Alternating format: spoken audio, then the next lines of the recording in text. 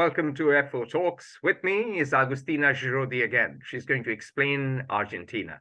She is one of the star professors on politics, on Latin American politics in American University at Washington, D.C. She is from Argentina and she has a lot to say.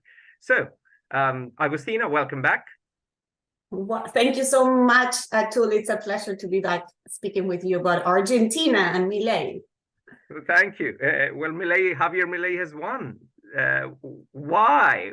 He has won, and he won by a very large margin. He won by almost 12 points of difference, and that was quite a surprise. Remember that the first round was very close, but he managed to win by 12 points. And if I had the possibility of showing you a map here, that map would be completely different from the one we saw in the first round. So the map that please send us a map. We will put it on our video. Okay. So the map that we got last time, 2 weeks ago, it's been 2 weeks ago, right? Is all purple, meaning that he won in all provinces with the exception of 3. And this is quite remarkable because one of the things that Javier Milei does not have is a party, a political party. So he has no...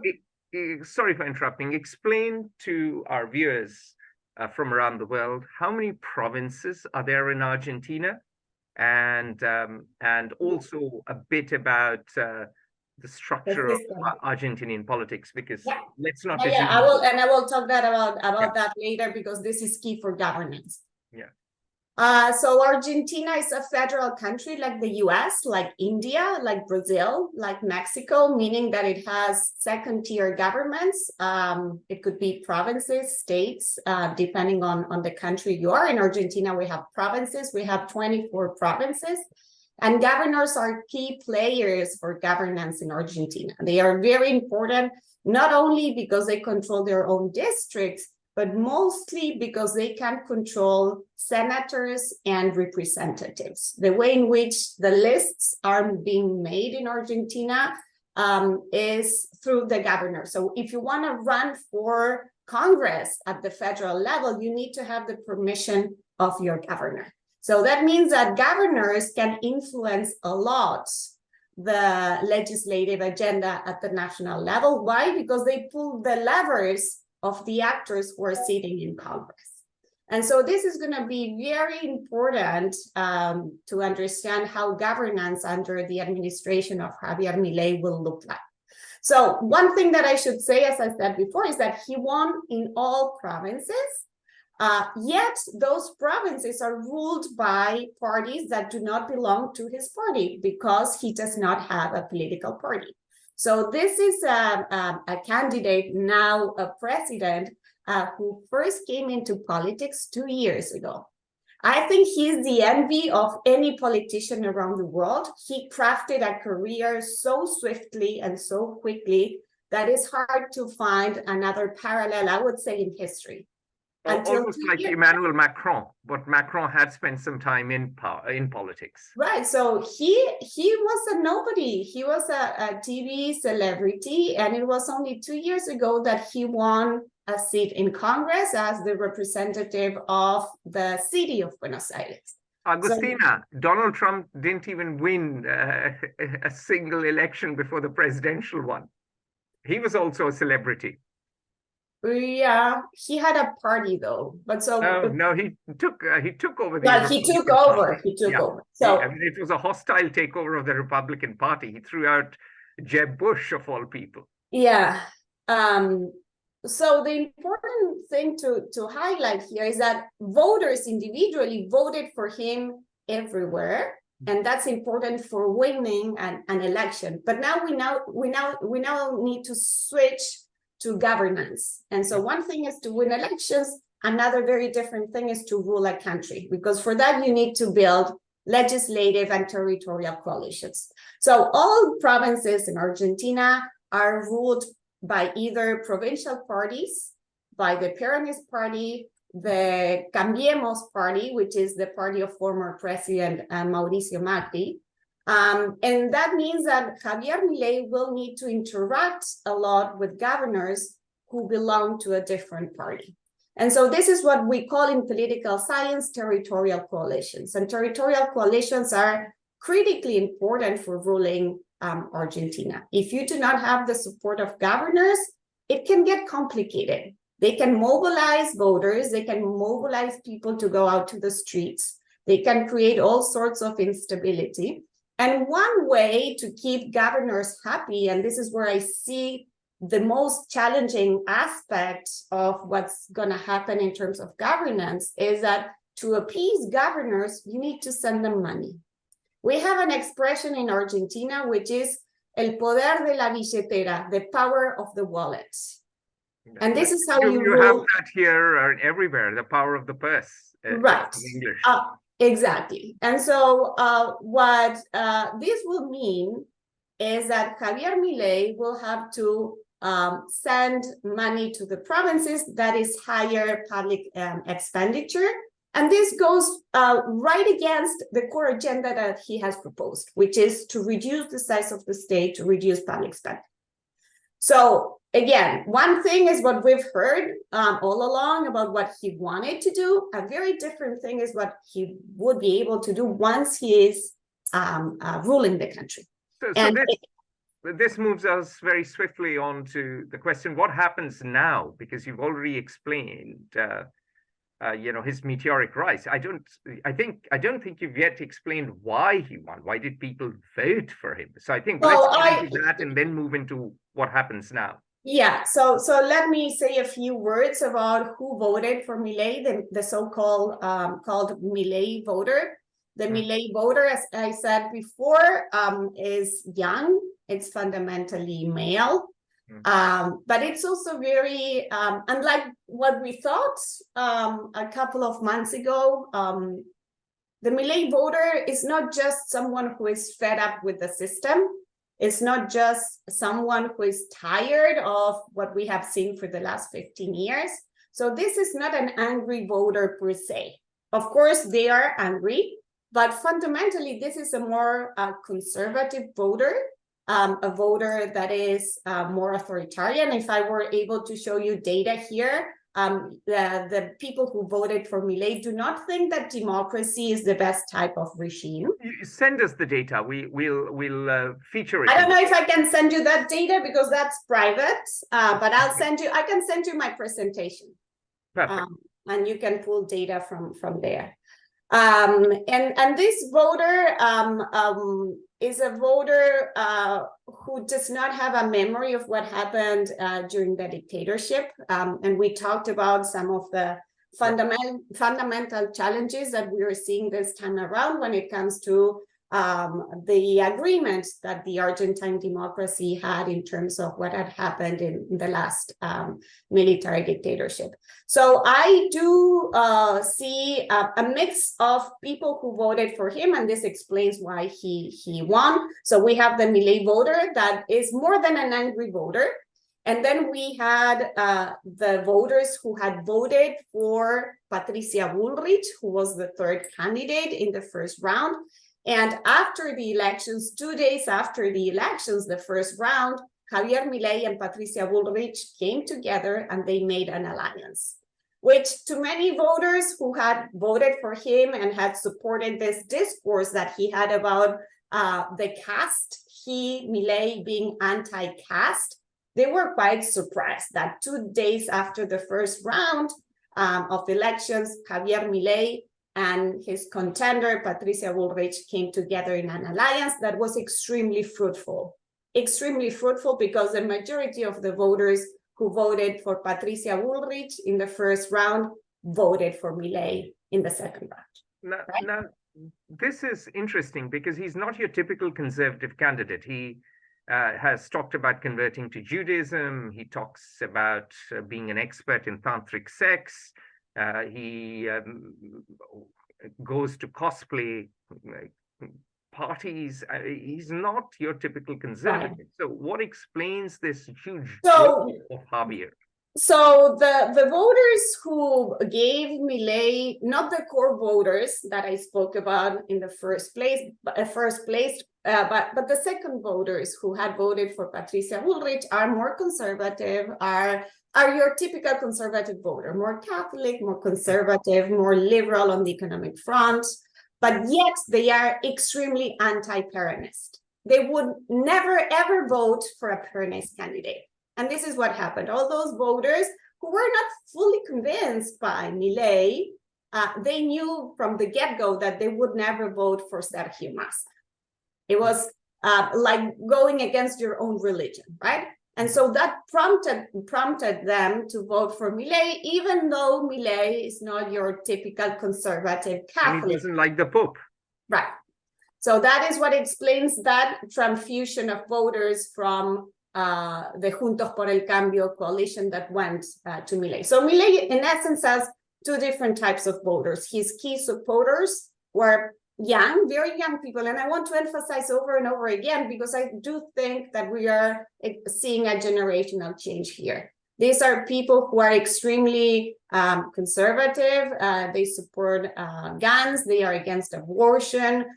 They don't buy this whole feminist rhetoric and narrative that has emerged very strongly in Argentina.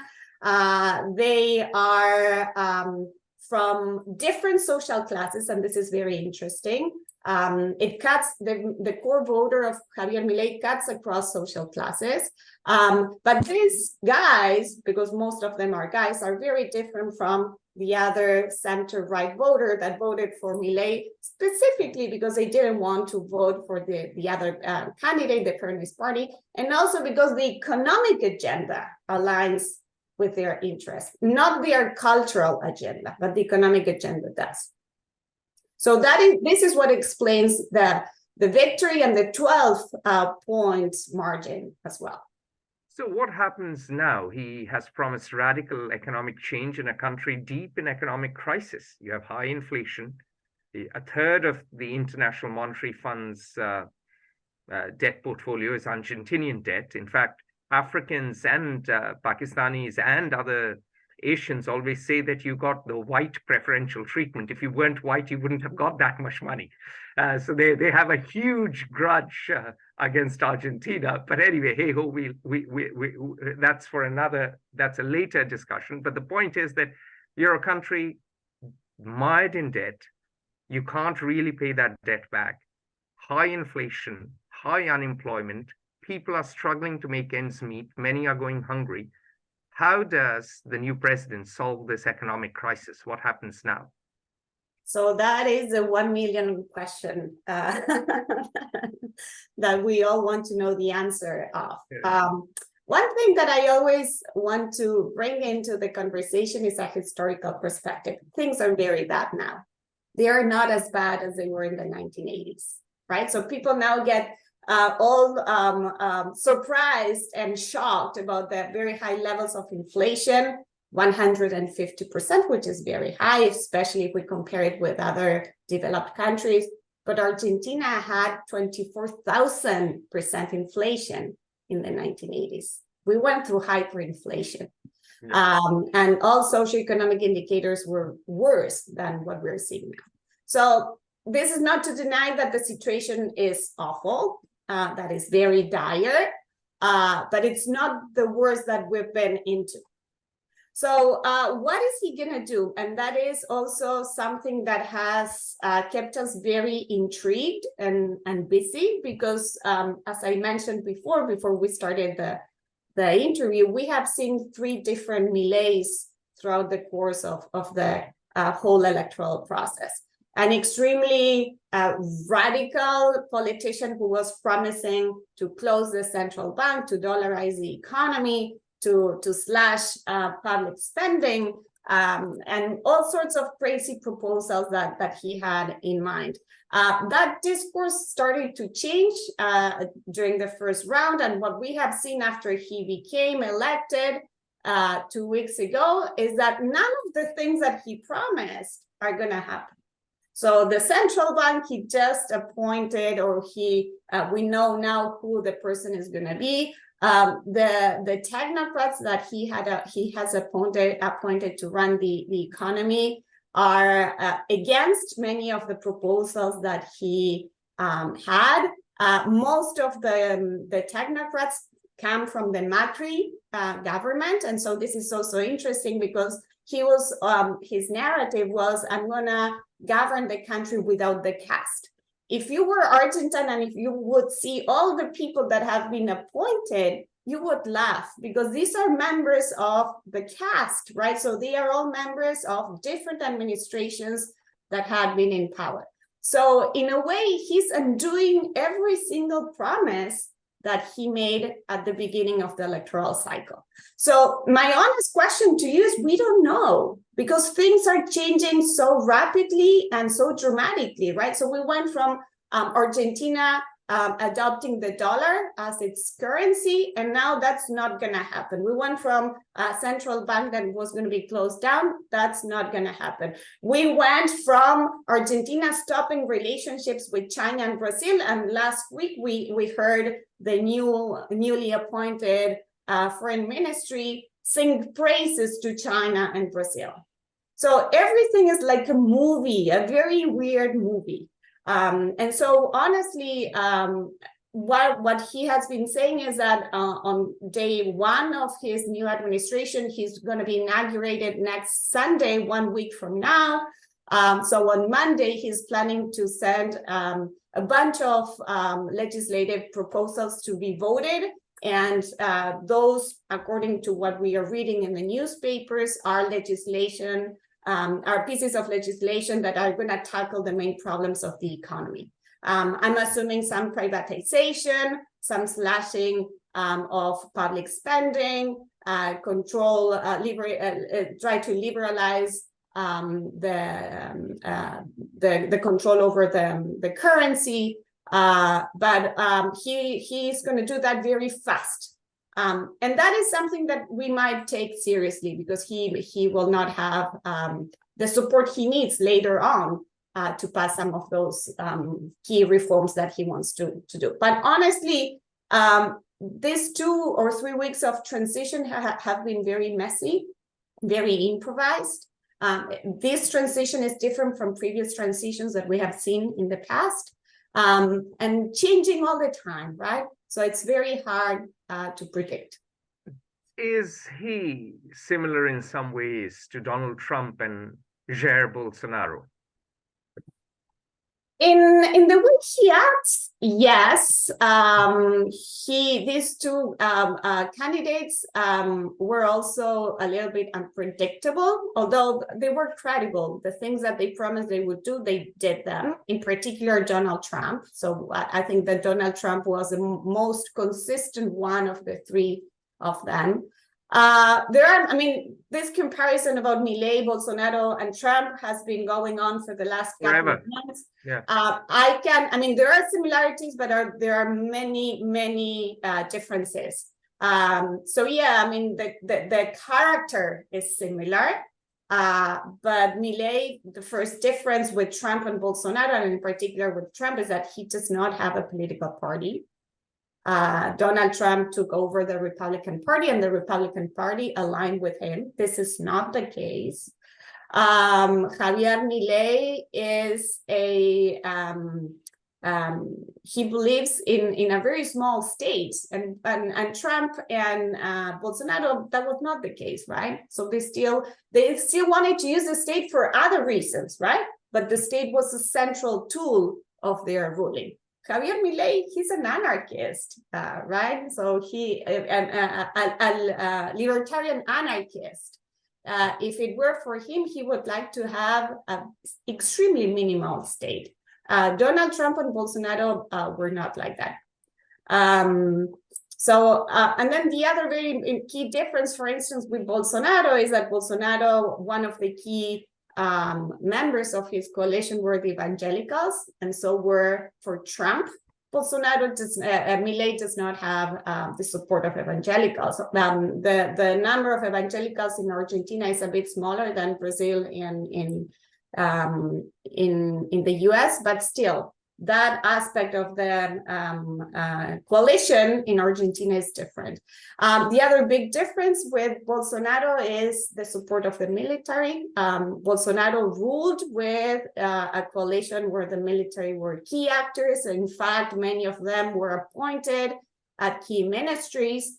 Milei does not have that, simply because the military in Argentina are almost non-existent. And this is a legacy of the military dictatorship. They don't have a budget. They don't have much power. That might change maybe with the vice president and her narrative. But in comparison, if we were to draw a comparison with Brazil, the military are pretty much absent. So they are similar on, I would say, on the more character side, how they present themselves, but they are different on many other aspects.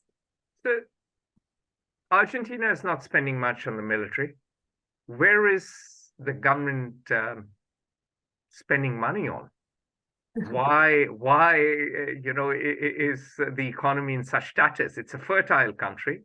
It's a country which was one of the richest 100 years ago. So where is the money going from the government? The money is going to repay debts for the most part. Argentina is a highly indebted country. Yeah, absolutely. And the debt is not just with the IMF. I mean, actually, the debt is with private lenders as well, with other countries, with Chinese banks. So a good chunk of the money goes to repay debt.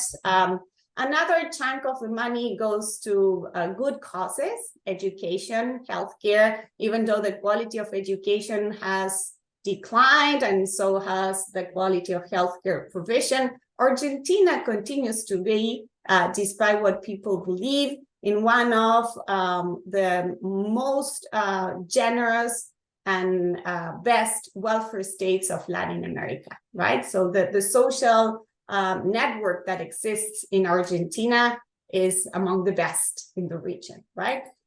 This is something that might change with Milei. It changed a little bit with Macri, right? And so we might expect a reduction of the welfare state.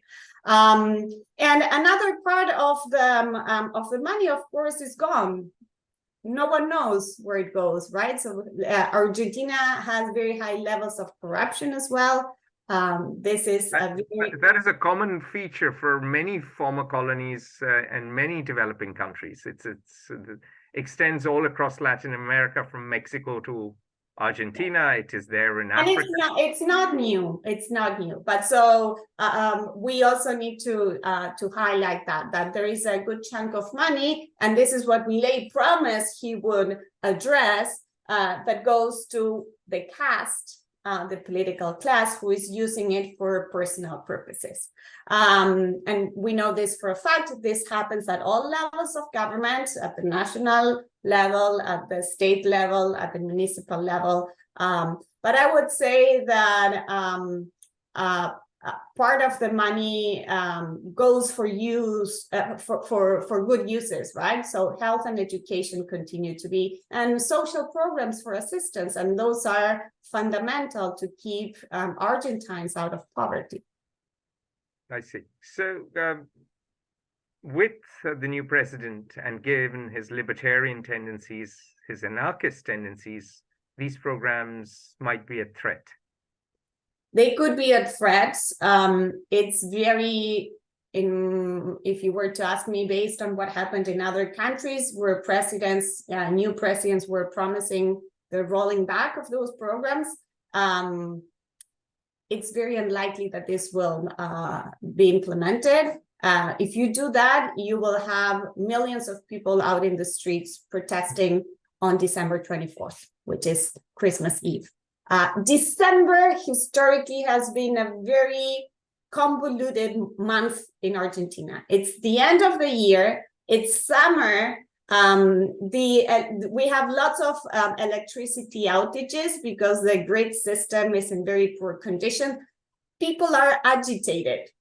This happens every December. And so many politicians say, if we survive December, we're good. So he's being inaugurated on December 10th. I don't think he's planning on rolling back any of these programs in the near future. For sure, not in December. But these programs, and this has been true in all Latin America, for the most part, are conditional cash transfers that are given to people on the basis of fathers and mothers taking their kids to school and to see the doctor so that they get vaccinated. They have been extremely successful in reducing poverty, but for the most part, they've been extremely successful in reducing intergenerational poverty, right? Meaning that the kids of these families who are going to school, then we can talk about what type of education they're getting, the quality, but at least they go to school. They are not working the land. They go to school and they get vaccinated. So their health and their education is going to be better than their parents. And so conditional cash transfers have been a fantastic tool to reduce intergenerational poverty, not the poverty that we see today, but also the poverty that we will see in 20 years. So, and they are not very expensive. They are not very costly. It's not a very large percentage of the GDP that you need to run this program. So I don't think it would be wise for him, politically speaking, to roll those back. So if those will not be rolled back, and if spending will not go down, how does Argentina manage to navigate debt and inflation? Because we do know that if public debt is high and if monetary policy is loose, you have inflationary pressures. And at some point, you cannot keep living off debt. Yeah. This between you and me, I don't know, how to answer that question. I'm not an economist. I can introduce you to some of my economist friends and they will give you the answer to that, but it's complicated. We had a long conversation with Nasir Khilji, who retired as a senior economist in the US Treasury. And he, we speak a lot about indebted countries. And as you know, Pakistan, which is his country of origin, has gone to the IMF 17 times, I believe, and he talked about how you are in an impossible trap, almost in a cycle of crisis and poverty, because a lot of your money is going into debt repayment, and that's also another conversation that needs to take place, right? So some countries can simply they cannot pay back, and so there needs to be some condemnation of that debt at some point. But that is a more global conversation that needs to happen at another level that it takes Argentina. Well, I don't know if that will be global. I think the more strategic states, let's be honest, let's be grown-ups, the more strategic states will get the money, and the less strategic ones like Sudan and South Sudan won't. That's just human nature. So money flows to even in economics and politics are inextricably intertwined. The reason Pakistan was getting money was because it was a frontline state, a Cold War state. The reason Turkey gets money is because it controls the Straits of Bosphorus. And so you cannot let Turkey fail economically. There'll be a refugee crisis in Europe. So I don't think that every country is going to get the same treatment. Never has, never will. But the key question lies in the particulars. If in the case of Argentina, what is the way forward? In the case of Chile, of course, they are exporting copper and commodities, and they have the new constitution and etc. But economically, they don't seem to have the same crisis that others do. Yeah. All right, politically, will there be friction between the legislature and the new president? Yeah, well, Milei only controls 7 senators that he was able to obtain in the election in October. In the House, he controls, I believe, around 30 or 30 something out of 257. So he will need to craft coalitions like no other president before him, right? And the coalition with Cambiemos, which is the party or coalition that belonged to the ex-president Mauricio Macri is a more natural one. As I said before, some of the people, the voters of Macri voted for him. So for some key pieces of legislation, in particular, those related to the economy, I don't think that he will have trouble there making a coalition with them. For other agendas, he might, right? So some of these voters might not align, and legislators might not align with the cultural agenda or the democratic agenda of Javier Milei.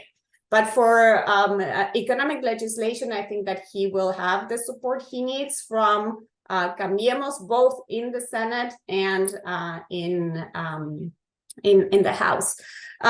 One thing that I think is key here, again, is how you entice the governors, not only to obtain legislative support, but also to keep... I thought you just explained it to us. You just pay them money.